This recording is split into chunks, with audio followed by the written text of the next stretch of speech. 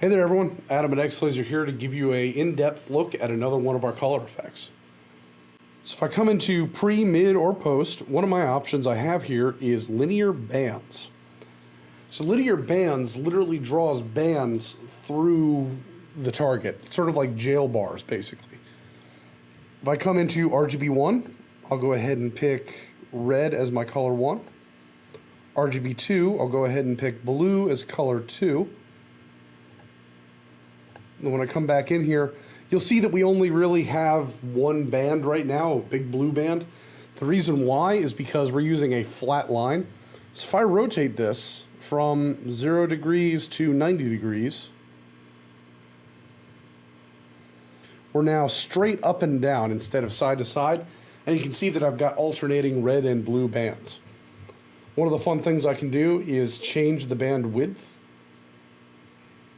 So if I want the red bands to be a lot thicker than the blue bands, there. Or if I want the blue bands to be a lot thicker than the red bands, I can adjust appropriately there.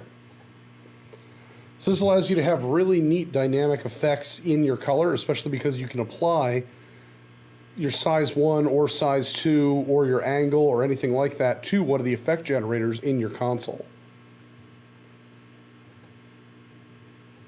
One of the things that generally looks nice is just selecting white as one color and then another primary color as the other color. Gives you a little bit of texture in an otherwise completely flat line. I hope you enjoyed this quick video overview. If you have any questions or comments, go ahead and leave them in the comments box below or write to us at support@x-laser.com and we'd love to hear from you. Till next time, thanks.